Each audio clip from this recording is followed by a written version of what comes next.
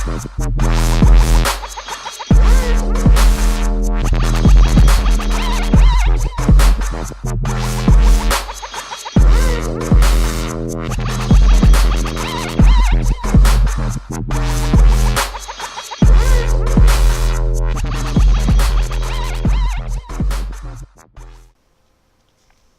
and welcome to my very first Minecraft video. This is SLW Steven 12 and I'm here to show you my train station that I built on Camibus's 24/7 public survival server.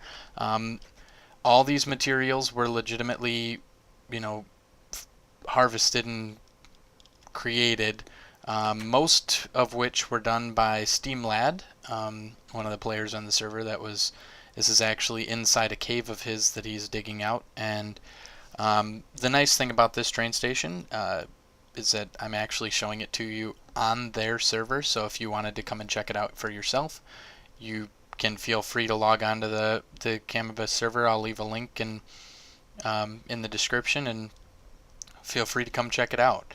Anyway, I just filled the dispenser up, which I guess I can show you that first because, well, for right now, it's working properly. Sometimes I get a little bit of lag or the timing is just a little bit off. I've got to tweak it still. However, it does work correctly under normal use, or at least most of the time. Like I said, got to tweak it. But basically, this is Deltra's version 3 dispenser. This is the latest and the greatest in modular minecart dispensers. It was a bit of a trick to get this corner to work right, but I've gotten it to almost always work properly, which is better than I can say for a lot of other things in this station. I also have his idea for the overflow switch. When there's a cart there, now everything else will go to trash. And then there's also just a little turnaround here. But basically, let me just show you what happens when you do force a cart out of the dispenser. Every other cart advances in its position. Like I said, there's a little bit of lag here. I'm not sure why. So it appears that the carts are moving really slow when actually they're not moving slower than they're supposed to. They're just getting a little freaked out. See, that one likes to pop back over. I don't know why that is. It seems to do that because of the lag that I'm getting right now. So these three are all going to collide, but that's okay. We'll fix that real quick by just breaking these carts off, actually, because I wanted to go, and next I want to show you the other bays. Like I said, this is a trick of just timing it properly and everything else. It really is kind of a hassle, but I know that once I get it right, it won't need to be tweaked again. So let's go back upstairs here,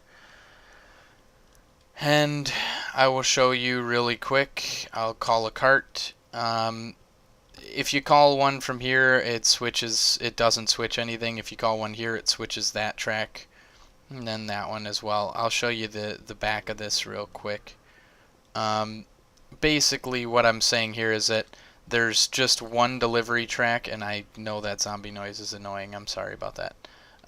There's only one delivery track, which I didn't go over far enough, which is right here.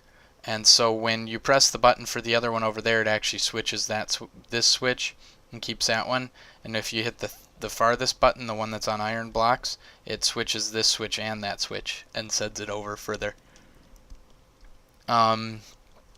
Otherwise, basically, that's it for departure bays. I mean, they're just timed little departure bays. Let me just warp back out. They're just timed little departure bays. They're actually a Frumple's design. I pulled them pretty much directly off of his design. And when we go, you'll notice we're gonna hit a weird spot that it looks like I'm like smacking my head into something. And that's just because, I was wondering where the cart was. There it is. That's just because here's one of them, and then I'm actually going to hit the empty cart detector, which is the pressure plate on a fence designed by Frumple. And then we'll head up to the arrival base. Alright, here we are. Yeah, I know that's a rough ride. It won't be so bad once you're coming into the station from somewhere else, but for right now it's a little bit insane to watch, and I'm sorry about the sounds. Let me just turn those off real quick because that spider sound is obnoxious. Alright, anyway, I'll just show you real quick how this arrival bay works. I actually pulled this design partially off of Frumple's old design and his new design. He's doing a different kind of arrival bay now with pistons and everything else, and I'm going to keep these classic, arrive and leave kind of things. But I liked this loop. I liked the extra cart loop that he added in.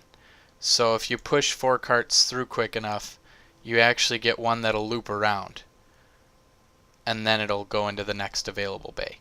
And I really liked that design. I know that seems timed horribly, and it is timed horribly, I'll admit that. However, this is basically his design for his new arrival bays, and I really, really liked it, so I went with this.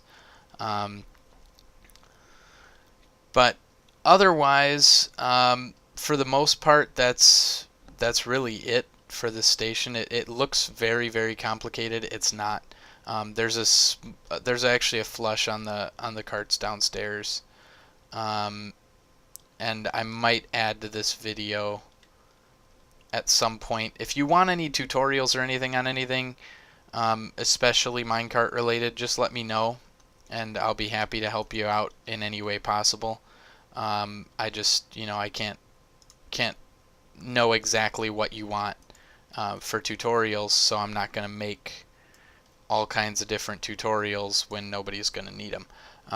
So if you did want a tutorial on how to make the dispenser, a tutorial on how to make the switches work right, that's fine with me.